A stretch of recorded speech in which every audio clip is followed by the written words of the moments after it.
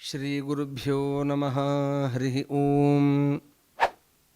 ಕುಪಿತಾ ಹಿ ಫಣಚ್ಛಾಯಾ ಸಮೀಕೃತ್ಯ ಪರಂ ಸುಖಂ ಸೇವಂತೆ ಯತ್ಪದಂ ಧೀರಾಃ ತಂ ಭಜೆ ವಲ್ಲಭಂ ಶ್ರಿಯಃ. ಮಹಾವ್ಯಾಕರಣಾಂಬೋಧಿಮಂಥಮಾನಸಮಂದರಂ ಕವಯಂತಂ ರಾಮಕೀರ್ತ್ಯಾ ಹನುಮಂತಮುಪಾಸ್ಮಹೇ. ಯಸ್ಯ ವಾಕ್ ಕಾಮಧೇನುರ್ನಃ ಕಾಮಿತಾರ್ಥಾನ್ ಪ್ರಯಚ್ಛತಿ ಸೇವೇತಂ ಜಯಯೋಗೇಂದ್ರಂ ಕಾಮಬಾಣಚ್ಛಿದಂ ಸದಾ. ದುರ್ವಾದಿಧ್ವಾಂತರವಜೇ ವೈಷ್ಣವೇಂದೀವರೇಂದವೇ ಶ್ರೀರಾಘವೇಂದ್ರ ಗುರವೇ ನಮೋತ್ಯಂತದಯಾಲವೇ. ಸತ್ಯಾಭಿಜ್ಞಕರಾಬ್ಜೋತ್ಥಾನ್ ಪಂಚಾಶದ್ವರ್ಷಪೂಜಕಾನ್ ಸತ್ಯಪ್ರಮೋದತೀರ್ಥಾರ್ಯಾನ್ ನೌಮಿನ್ಯಾಯಸುಧಾರತಾನ್. ಆಪಾದಮೌಲಿಪರ್ಯಂತಂ ಗುರುಣಾಂ ಆಕೃತಿಂ ಸ್ಮರೇತ್ ತೇನ ವಿಘ್ನಾಃ ಪ್ರಣಶ್ಯಂತಿ ಸಿದ್ಧ್ಯಂತಿ ಚ ಮನೋರಥಾಃ. ಶ್ರೀಗುರುಭ್ಯೋ ನಮಃ. ಹರಿ ಓಂ. ತಿಥೇಶ್ಚ ಶ್ರಿಯಮಾಪ್ನೋತಿ ವಾರಾತ್ ಆಯುಷ್ಯವರ್ಧನಂ. ನಕ್ಷತ್ರಾಥರತೆ ಪಾಪಂ ಯೋಗಾತ್ ರೋಗನಿವಾರಣಂ. ಕರ್ಣಾತ್ ಕಾರ್ಯಸಿದ್ಧಿ ಸ್ಯಾತ್ ಪಂಚಾಂಗಫಲಮುತ್ತಮಂ. ಏತೇಷಾಂ ಶ್ರವಣಾನ್ ನಿತ್ಯಂ ಗಂಗಾಸ್ನಾನಫಲಂ ಲಭೇತ್. ಶ್ರೀ ಗುರುಭ್ಯೋ ನಮಃ. ಹರಿವಾಯುಗುರುಗಳಿಗೆ ನಮಸ್ಕಾರವನ್ನು ಸಲ್ಲಿಸುತ್ತಾ ನಾವು ಪ್ರತಿನಿತ್ಯವೂ ಕೂಡ ಯಾವುದೇ ಕರ್ಮಗಳನ್ನು ಮಾಡಿದಾಗಲೂ ಕೂಡ ಸಂಕಲ್ಪವನ್ನು ನಾವು ಮಾಡ್ತೇವೆ. ಸಂಕಲ್ಪ ಇಲ್ಲದ ಯಾವುದೇ ಕರ್ಮಗಳನ್ನು ಮಾಡಿದರೂ ಕೂಡ ಆ ಎಲ್ಲ ಕರ್ಮಗಳು ವ್ಯರ್ಥ. ಹಾಗಾದರೆ ನಾವು ಮಾಡುವ ಕರ್ಮಗಳಿಗೆ ಸಂಕಲ್ಪ ಮುಖ್ಯವಾದದ್ದು. ನಾನು ಇಂತಹ ಕ್ಷೇತ್ರದಲ್ಲಿ, ಇಂತಹ ಸನ್ನಿಧಾನದಲ್ಲಿ ಇಂತಹ ಕರ್ಮವನ್ನು ಇಂತಹ ದಿವಸ ನಾನು ಮಾಡ್ತೇನೆ ಅಂತ ಸಂಕಲ್ಪವನ್ನು ಮಾಡೋದೇನಿದೆಯಲ್ಲ, ಈ ಸಂಕಲ್ಪ ಪುರಸ್ಸರವಾಗಿ ಮಾಡಿದಾಗ ಮಾತ್ರವೇ ನಾವು ಮಾಡಿದ ಕರ್ಮಗಳಿಗೆ ಪ್ರಯೋಜನ ಅಥವಾ ಪುಣ್ಯ ಪುರುಷಾರ್ಥಗಳು ಸಿಗುವಂತಹದ್ದು. ಒಂದು ವೇಳೆ ನಾವು ಕರ್ಮಗಳನ್ನು ನಾವು ಮಾಡಬೇಕಾದರೆ ಸುಮ್ಮನೆ ಮನಸ್ಸಿಗೆ ಬಂದ ಹಾಗೆ ಕರ್ಮಗಳನ್ನೇನೋ ಆರಂಭವನ್ನು ಮಾಡೋದು, ಸಂಕಲ್ಪ ಪುರಸ್ಸರವಾಗಿ ಮಾಡಲಿಲ್ಲ ಅಂತಾದರೆ ಅದು ಪ್ರಯೋಜನವೇ ಇಲ್ಲ, ಏನೂ ಪ್ರಯೋಜನ ಇಲ್ಲ ಅಂತ ಹೇಳುತ್ತಾರೆ. ಅದಕ್ಕೆ ಒಂದು ಮಾತಿನಲ್ಲಿ ಹೇಳಬೇಕಂದ್ರೆ ಹೊಳೆಯಲ್ಲಿ ಹುಣಸೆಹಣ್ಣು ತೊಳೆದ ಹಾಗೆ ಅಂತ. ಹೀಗಾಗಿ ಕರ್ಮಗಳಿಗೆ ಮುಖ್ಯವಾದದ್ದು ಯಾವುದು? ಸಂಕಲ್ಪ.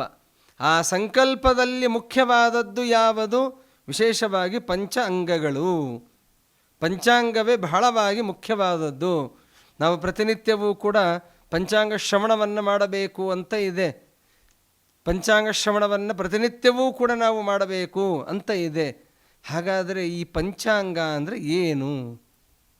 ಪಂಚಾಂಗ ಅಂದರೆ ಮೊದಲು ಏನು ಅದನ್ನು ನಮಗೆ ಗೊತ್ತಾಗಬೇಕಲ್ವಾ ಅಂತಂದರೆ ಅದಕ್ಕೆ ಪುರಾಣಗಳು ಕೂಡ ನಮಗೆ ಅದರ ಬಗ್ಗೆ ತಿಳಿಸಿಕೊಡ್ತಾ ಇವೆ. ಜ್ಯೋತಿಷ್ಯ ಶಾಸ್ತ್ರವೂ ಕೂಡ ಅದರ ಬಗ್ಗೆ ಬಹಳ ವಿಶೇಷವಾಗಿ ತಿಳಿಸಿಕೊಟ್ಟಿವೆ. ನಾವು ಯಾವುದೇ ಕರ್ಮಗಳನ್ನು ನಾವು ಮಾಡಬೇಕಾದರೆ ವಿಶೇಷವಾಗಿ 5 ಅಂಗಗಳು ಅಂತ ಇವೆ. ಯಾವ 5 ಅಂಗಗಳು? ಪಂಚ ಅಂಗ, 5 ಅಂಗಗಳು. ನಾವು ಸತ್ಕರ್ಮಗಳನ್ನು ಮಾಡಬೇಕಾದರೆ ಅಥವಾ ಪಿತೃಕರ್ಮ, ಯಾವುದೇ ಪ್ರೇತಕರ್ಮಾದಿಗಳನ್ನು ಮಾಡಬೇಕಾದರೂ ಕೂಡ ವಿಶೇಷವಾಗಿ ನಮಗೆ ಬೇಕಾದದ್ದು ಯಾವುದು ಅಂತಂದರೆ ಈ ಪಂಚ ಅಂಗಗಳು, 5 ಅಂಗಗಳು.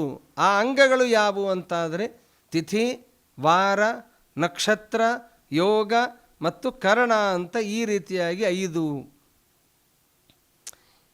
ಏನು ಇದರ ಉದ್ದೇಶ ಏನು?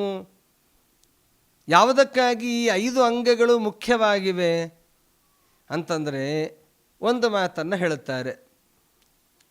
ಒಂದು ವಾರವನ್ನು ಹೇಳುವುದರ ಉದ್ದೇಶ ಏನು ಅಂತಂದರೆ ಆ ವಾರಗಳಿಗೆ ಅಧಿಪತಿಗಳಾದಂತಹ ಸೂರ್ಯ, ಚಂದ್ರ, ಮಂಗಲ, ಬುಧ, ಗುರು, ಶುಕ್ರ, ಶನಿ, ಹೀಗೆ ಆ ಯಾವ ದೇವತೆಗಳಿದ್ದಾರೋ, ಸೂರ್ಯಾದಿ ದೇವತೆಗಳು, ನವಗ್ರಹ ದೇವತೆಗಳಿದ್ದಾರೋ, ವಾರದ ದೇವತೆಗಳಿದ್ದಾರೋ, ಆ ವಾರದ ದೇವತೆಗಳನ್ನು ಚಿಂತನೆಯನ್ನು ಮಾಡ್ತಾ ನಾವು ಕರ್ಮಗಳನ್ನು ಮಾಡಬೇಕು ಅಂತ ಇದೆ.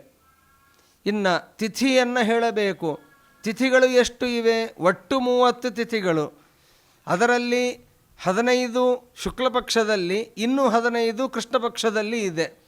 ಹಾಗಾದರೆ ಶುಕ್ಲ ಪಕ್ಷದಲ್ಲಿ ಪ್ರತಿಪದಾದಿಂದ ಆರಂಭವನ್ನು ಮಾಡಿಕೊಂಡು ಹುಣ್ಣಿಮೆಯವರೆಗೂ, ಅವೇ ಕೃಷ್ಣ ಪಕ್ಷದಲ್ಲಿ ಪ್ರತಿಪದಾದಿಂದ ಆರಂಭವನ್ನು ಮಾಡಿಕೊಂಡು ಅಮಾವಾಸ್ಯೆಯ ಪರ್ಯಂತ. ಹಾಗಾದರೆ ನಾವು ಯಾವುದೇ ಕರ್ಮಗಳನ್ನು ಮಾಡಿದಾಗಲೂ ಕೂಡ ಈ ಎಲ್ಲವೂ ಕೂಡ ಅತ್ಯಂತ ಮುಖ್ಯವಾದದ್ದು ಅಂತ ಹೇಳುತ್ತಾರೆ. ಹಾಗಾದರೆ ಈಗ ತಿಥಿಗಳು, ಆ 30 ತಿಥಿಗಳು ಇವೆ. ಅದರ ಹೆಸರನ್ನು ಕೂಡ ಎಲ್ಲರಿಗೂ ಗೊತ್ತಿರುವಂತಹದ್ದೇ. ಪ್ರತಿಪದ, ದ್ವಿತೀಯ, ತೃತೀಯ, ಚೌತಿ, ಪಂಚಮಿ, ಷಷ್ಠಿ, ಸಪ್ತಮಿ, ಅಷ್ಟಮಿ, ನವಮಿ, ದಶಮಿ, ಏಕಾದಶಿ, ದ್ವಾದಶಿ, ತ್ರಯೋದಶಿ, ಚತುರ್ದಶಿ, ಹುಣ್ಣಿಮೆ. ಕೃಷ್ಣ ಪಕ್ಷದಲ್ಲಿ ಆದರೆ ಹುಣ್ಣಿಮೆಯ ಬದಲು ಅಮಾವಾಸ್ಯ ಅಂತ ಹೇಳಿ, ಹೀಗೆ ಒಟ್ಟು 30 ತಿಥಿಗಳು ಇರ್ತವೆ ಒಂದು ಮಾಸದಲ್ಲಿ. ಆ ತಿಥಿಗಳ ಸ್ಮರಣೆಯನ್ನು ನಾವು ಮಾಡಬೇಕು. ಆ ತಿಥಿಗಳಿಗೆ ಅಭಿಮಾನಿಗಳಾದಂತಹ ದೇವತೆಗಳ ಸ್ಮರಣೆಯನ್ನು ನಾವು ಮಾಡಬೇಕು. ವಾರದ ಅಭಿಮಾನಿ ದೇವತೆಗಳನ್ನು ನಾವು ಚಿಂತನೆಯನ್ನು ನಾವು ಮಾಡಬೇಕು. ಇಷ್ಟೆಲ್ಲ 2 ಆಯಿತು. ಇನ್ನು ಮುಂದೆ 3 ಇವೆ, ನಕ್ಷತ್ರಗಳು ಅಂತ. 27 ನಕ್ಷತ್ರಗಳು: ಅಶ್ವಿನಿ, ಭರಣಿ, ಕೃತ್ತಿಕ, ರೋಹಿಣಿ, ಮೃಗಶಿರ, ಆರಿದ್ರ, ಪುನರ್ವಸು, ಪುಷ್ಯ, ಇವೇ ಮೊದಲಾದಂತಹ 27 ನಕ್ಷತ್ರಗಳು ಇವೆ. ಇವರೆಲ್ಲ ಯಾರು? ಚಂದ್ರನ ಪತ್ನಿಯರು ಇವರೆಲ್ಲರೂ ಕೂಡ. ಹಾಗಾದರೆ ನಕ್ಷತ್ರಾಭಿಮಾನಿ ದೇವತೆಗಳು ಇವರೆಲ್ಲರೂ ಕೂಡ.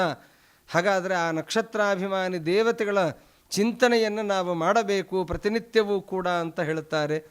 ಇನ್ನು 2ನೇದ್ದು ಯೋಗಗಳು ಅಂತ ಇವೆ.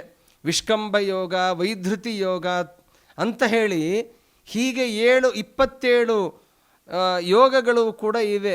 ಆ ಯೋಗಗಳ ಚಿಂತನೆಯನ್ನು ಕೂಡ, ಅಂದರೆ ತತ್ತದ ಅಭಿಮಾನಿ ದೇವತೆಗಳ ಚಿಂತನೆಯನ್ನು ಕೂಡ ವಿಶೇಷವಾಗಿ ಮಾಡಬೇಕು ಅಂತ ಈ ರೀತಿಯಾಗಿ ಹೇಳುತ್ತಾರೆ. ಇದಾದ ಮೇಲೆ 11 ಕರ್ಣಗಳು ಅಂತ ಇವೆ. 11 ಕರ್ಣಗಳು. ಆ ಕರ್ಣಗಳನ್ನು ಉಚ್ಚಾರವನ್ನು ಮಾಡುವುದರಿಂದ ತತ್ತದ ಅಭಿಮಾನಿ ದೇವತೆಗಳ ಅನುಗ್ರಹ ನಮ್ಮ ಮೇಲೆ ವಿಶೇಷವಾಗಿ ಆಗತ್ತೆ ಅಂತ ಈ ರೀತಿಯಾಗಿ ತಿಳಿಸಿಕೊಡ್ತಾರೆ. ಹಾಗಾದರೆ ಈ ಪಂಚಾಂಗವನ್ನು ಪ್ರತಿನಿತ್ಯವೂ ಕೂಡ ಯಾಕೆ ಹೇಳಬೇಕು ಅಂತಂತ ಪ್ರಸಂಗ ಬಂದಾಗ, ನಾವು ಈಗ ಒಂದು ಪೋಸ್ಟ್ ಮಾಡ್ತೇವೆ ರೀ, ಯಾವುದೋ ಒಂದು ಪೋಸ್ಟನ್ನು ನಾವು ಮಾಡ್ತೇವೆ. ಅದರಲ್ಲಿ ನಾವು ಅಡ್ರೆಸ್ ಹಾಕಬೇಕಲ್ವ? ಏನಂತ ಅಡ್ರೆಸ್ ಹಾಕ್ತೀವಿ? ನಮ್ಮ ಹೆಸರನ್ನು ಹಾಕ್ತೇವೆ, ನಮ್ಮ ಮನೆಯ ಹೆಸರನ್ನು ಹಾಕ್ತೇವೆ, ಯಾರಿಗೆ ನಾವು ಕಳಿಸ್ತೇವೆ ಆ ಮನೆಯ ಹೆಸರು, ಆ ರಸ್ತೆಯ ಹೆಸರು, ಏರಿಯಾ ಹೆಸರು, ಊರು ಯಾವುದು, ಅಲ್ಲಿರುವ ಪಿನ್ಕೋಡ್ ಏನು, ಇವುಗಳನ್ನು ಹಾಕಿದಾಗ ಆ ಪತ್ರ ಹೋಗಿ, ನಾವು ಹಾಕಿದಂತಹ ಪತ್ರ ಹೋಗಿ ಅಲ್ಲಿಗೆ ಮುಟ್ಟುತ್ತೆ. ಇಲ್ಲ ಅಂದರೆ ಬರೀ ಒಂದು ಹೆಸರನ್ನು ಹಾಕಿಸಿ ರಾಮಕೃಷ್ಣ ಅಂತ ಯಾವುದಾದ್ರೂ ಒಂದು ಹೆಸರನ್ನು ಹಾಕಿ ಪೋಸ್ಟ್ ಮಾಡಿದರೆ ಯಾರಿಗಂತ ಹೋಗಬೇಕದು? ಹಾಗಾದರೆ ಅದು ಹೋಗಬೇಕು ಅಂತಾದರೆ ಇಷ್ಟೆಲ್ಲವೂ ಕೂಡ, ರಸ್ತೆ ಯಾವುದು, ಎಷ್ಟನೇ ಕ್ರಾಸು, ಎಷ್ಟನೇ ಮೇಯ್ನು, ಯಾವ ಏರಿಯಾ, ಈ ಎಲ್ಲವನ್ನೂ ಬರೆದಾಗ ಯಾವ ರೀತಿಯಲ್ಲಿ ಪತ್ರ ಹೋಗಿ ಹೋಗಬೇಕಾದಂತಹ ಸ್ಥಳದಲ್ಲಿ ಹೋಗಿ ಮುಟ್ಟತ್ತೋ ಅದರಂತೆ ಇದು ಕೂಡ ಅಂತ ಹೇಳುತ್ತಾರೆ. ಹಾಗಾದರೆ ನಾವು ಇಂತಹ ಸಂವತ್ಸರದಲ್ಲಿ, ಇಂತಹ ತಿಥಿಯಲ್ಲಿ, ಇಂತಹ ವಾರದಲ್ಲಿ, ಇಂತಹ ನಕ್ಷತ್ರ ಯೋಗ ಕರ್ಣದಲ್ಲಿ ನಾನು ಇಂತಹ ಕರ್ಮವನ್ನು ಸಂಧ್ಯಾವಂದನೆ ರೂಪವಾದ ಅಥವಾ ಬ್ರಹ್ಮಯಜ್ಞ ರೂಪವಾದ ವೈಶ್ವದೇವ ರೂಪವಾದಂತಹ ಈ ರೀತಿಯಾಗಿ ನಾನು ಕರ್ಮಗಳನ್ನು ನಾನು ಮಾಡ್ತೇನೆ ಅಂತ ಸಂಕಲ್ಪವನ್ನು ಮಾಡಬೇಕಂತೆ. ಹಾಗಾದರೆ ಈಗ ಲೆಟರ್ ಸರಿಯಾಗಿ ಇದೆ, ಈಗ ಎಲ್ಲವೂ ಕೂಡ ಸರಿಯಾಗಿ ಇದೆ. ಇಂತಹ ತಿಥಿ ವಾರ ನಕ್ಷತ್ರ ಕರ್ಣಗಳಲ್ಲಿ ನಾನು ಇಂತಹ ಕರ್ಮಗಳನ್ನು ಮಾಡಿದ್ದೇನೆ ಅಂದರೆ ಅದು ಸ್ಟ್ಯಾಂಪ್ ಆಗಿ ಕೂತಿರುತ್ತೆ. ಅದು ಅಂದರೆ ಪಕ್ಕವಾಗಿ ಕೂತಿರುತ್ತೆ. ಏನಂತ ಅದು, ಈ ಕರ್ಮವನ್ನು, ಈ ಸಂಧ್ಯಾವಂದನೆ ರೂಪವಾದ ಕರ್ಮವನ್ನು ಅಥವಾ ಏನಾದರೂ ಕರ್ಮಗಳು ಇರಲಿ, ಆ ಕರ್ಮಗಳನ್ನು ಇಂತಹ ತಿಥಿ ವಾರ ನಕ್ಷತ್ರ ಯೋಗ ಕರ್ಣ ದಿನದಂದು ಅವರು ಮಾಡಿದ್ದಾನೆ, ಹೀಗಾಗಿ ಅವನಿಗೆ ಪುಣ್ಯ ಅನ್ನೋದು ಬರಲಿ ಅನ್ನುವಂತಹ ಉದ್ದೇಶದಿಂದಲೇ ಈ ಪಂಚಾಂಗಗಳು ಬಹಳ ಮುಖ್ಯವಾದದ್ದು ಅಂತ ಹೇಳುತ್ತಾರೆ. ಹಾಗಾದರೆ ಇಷ್ಟೇನಾ, ಬೇರೆ ಏನು ಉದ್ದೇಶ ಇರೋದಿಲ್ವಾ ಅಂತಂದರೆ ಅದಕ್ಕೆ ಹೇಳ್ತಾರೆ, ಇಷ್ಟೇ ಉದ್ದೇಶ ಅಲ್ಲ. ನಾವು ಮಾಡಿದ ಕರ್ಮಕ್ಕೆ ಸರಿಯಾಗಿ ಒಂದು ಅಡ್ರೆಸ್ ಕೊಟ್ಟ ಹಾಗೆ ಅಂತನ್ನೋದು ಮಾತ್ರ ಅಲ್ಲ ಇದು, ಅದರಿಂದ ಬರುವಂತಹ ಪುಣ್ಯ ಏನು ಅನ್ನೋದನ್ನು ಕೂಡ ತಿಳಿಸಿಕೊಡ್ತಾರೆ. ತಿಥೇಶ್ಚ, ತಿಥಿಯನ್ನು ಅವತ್ತಿನ ತಿಥಿಯನ್ನು ನಾವು ಉಚ್ಚಾರವನ್ನು ಮಾಡೋದರಿಂದ ನಮಗೆ ಸಿಗುವ ಲಾಭ ಏನು ಗೊತ್ತಾ? ಶ್ರಿಯಂ ಆಪ್ನೋತಿ, ಸಂಪತ್ತನ್ನು ಪಡೀತಾನೆ ಅಂತ.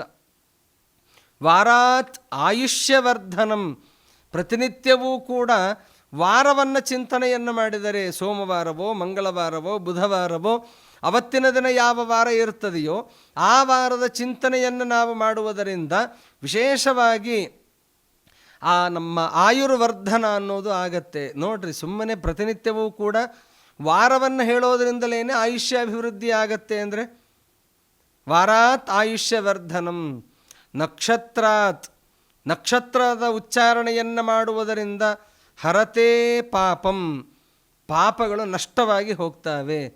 ನೋಡ್ರಿ, ಹಾಗಾದರೆ ಸುಮ್ಮನೆ ಆದರೂ ಕೂಡ ಒಂದೇನೋ ನಮಗೆ ಅಡ್ರೆಸ್ ತಿಳಿಸ್ಬೇಕಾಗಿದೆ, ಅದಕ್ಕೋಸ್ಕರವಾಗಿ ಮಾತ್ರವೇ ನಾನು ತಿಥಿವಾರ ನಕ್ಷತ್ರಗಳನ್ನು ಹೇಳ್ತೇನೆ ಅಲ್ಲ.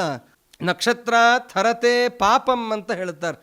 ನಕ್ಷತ್ರಗಳ ಉಚ್ಚಾರವನ್ನು ಮಾಡಿದಾಗ ನಾವು ಮಾಡಿದಂತಹ ಅನೇಕ ತರಹದ ಪಾಪಗಳು ಕೂಡ ನಷ್ಟವಾಗಿ ಹೋಗ್ತವೆ ಅಂತ ಈ ರೀತಿಯಾಗಿ ಹೇಳ್ತಾರೆ. ಹಾಗಾದರೆ ಮುಂದಿನದ್ದು ಯೋಗದ ಕರ್ತವ್ಯ. ಯೋಗವನ್ನು ಹೇಳೋದರಿಂದ ಏನು ಪ್ರಯೋಜನ? ಯೋಗಾತ್ ರೋಗ ನಿವಾರಣಂ. ರೋಗಗಳು, ಮನುಷ್ಯನಿಗೆ ಪಾಪ ಯಾಕೆ ಬರ್ತಾವೆ ಗೊತ್ತಾ? ರೋಗಗಳು ಯಾಕೆ ಬರ್ತಾವೆ ಗೊತ್ತಾ? ಪಾಪದಿಂದಲೇ ನಮಗೆ ರೋಗಗಳು ಅನ್ನೋದು ಬರ್ತಾವೆ. ಹಾಗಾದರೆ ಪಾಪಕರ್ಮಗಳನ್ನು ನಾವು ನಿತ್ಯದಲ್ಲಿಯೂ ಕೂಡ ಆಚರಣೆಯನ್ನು ನಾವು ಮಾಡ್ತೇವೆ. ಹಾಗಾದರೆ ಆ ಪಾಪಕರ್ಮಗಳನ್ನು ನಮ್ಮಿಂದ ದೂರವಾಗಬೇಕಾದರೆ ಪಾಪದ ಕಳೆಯುವಂತಹ ನಕ್ಷತ್ರಗಳ ಚಿಂತನೆಯನ್ನು ನಾವು ಮಾಡಬೇಕು. ನಮ್ಮಿಂದ ರೋಗಗಳು ದೂರವಾಗಬೇಕಾದರೆ ಯೋಗಗಳ ಚಿಂತನೆಯನ್ನು ನಾವು ಮಾಡಬೇಕು. ಇನ್ನು ಕೊನೆಯದಾದಂತಹ ಕರಣಾತ್ ಕಾರ್ಯಸಿದ್ಧಿ ಸ್ಯಾತ್. ನಾವು ಬೆಳಗ್ಗೆ ಎದ್ದ ತಕ್ಷಣದಲ್ಲಿ ಯಾವುದೋ ಒಂದು ದೊಡ್ಡ ಕರ್ತವ್ಯಕ್ಕಾಗಿ ನಾವು ಹೋಗ್ತಾ ಇರ್ತೇವೆ. ಏನೋ ಒಂದು ಕೆಲಸ ನಮಗೆ ಆಗಬೇಕಾಗಿರುತ್ತೆ, ಆದರೆ ಎಲ್ಲ ಕೆಲಸ ಕೆಟ್ಟು ಹೋಗಿರುತ್ತೆ, ಕೆಲಸ ಆಗೋದಿಲ್ಲ, ಒದ್ದಾಡ್ತೇವೆ. ಏನಪ್ಪ ಇವತ್ತಿನ ಕೆಲಸ ಆಗಲಿಲ್ವಲ್ಲ ಅಂತ ನಾವು ಬರ್ತೇವೆ. ಹಾಗಾದರೆ ಪ್ರತಿನಿತ್ಯವೂ ಕೂಡ ಮನೆಯಿಂದ ಹೊರಗೆ ಹೋಗಬೇಕಾದರೆ ಅಥವಾ ಮನೆಯಲ್ಲಿಯಾದರೂ ಇರಲಿ, ನಮಗೇನಾದರೂ ಕೆಲಸ ಆಗಬೇಕಾದರೂ ಕೂಡ ವಿಶೇಷವಾಗಿ ಮೊದಲನೇದಾಗಿ ನಾವು ಕರಣಗಳನ್ನು ಉಚ್ಚಾರವನ್ನು ಮಾಡಿದಾಗ ನಾವು ಅಂದುಕೊಂಡಂತಹ ಕೆಲಸ ಎಲ್ಲವೂ ಕೂಡ ನೆರವೇರುತ್ತವೆ ಅಂತ ಹೇಳುತ್ತಾರೆ. ಇದನ್ನು ನಾವು ದೃಷ್ಟಾಂತವನ್ನು ಕಾಣಬೇಕು ಅಂತಂದರೆ ವಿಜಯದಾಸರ ಚರಿತ್ರೆಯಲ್ಲಿ ನಾವು ಕಾಣ್ತೇವೆ. ನಾವು ಅಂದವಚನವ ನಿಜಕ್ಕೆ ತಂದು ತೋರ್ಪನು ಅಂತ ದಾಸರು ವಿಜಯದಾಸರ ಬಗ್ಗೆ ವರ್ಣನೆಯನ್ನು ಮಾಡುತ್ತಾರೆ.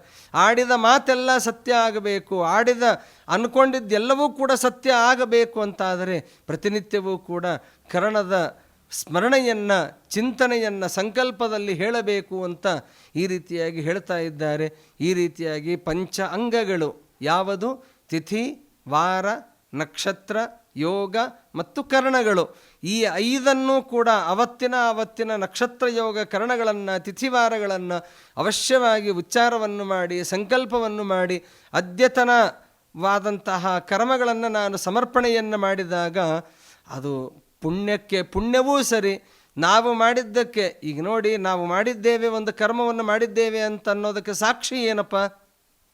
ಏನು ಸಾಕ್ಷಿ ಅಂತಂದರೆ, ಯಾರಾದರೂ ನಮ್ಮಲ್ಲಿ ಪಕ್ಕದಲ್ಲಿ ಯಾರಾದರೂ ಕೂತಿದ್ರೆ ಅವರಿಗೆ ನಾವು ಹೇಳ್ತೀವಲ್ಲ, ಏನಂತ ಹೇಳಿ, ನೋಡಪ್ಪ ನಾನು ಸಂಧ್ಯಾವಂದನೆ ಮಾಡಿದೆ, ಯಾರಾದರೂ ಕೇಳಿದರೆ ಹೇಳು ಅಂತ ಹೇಳ್ತೀವಲ್ಲ.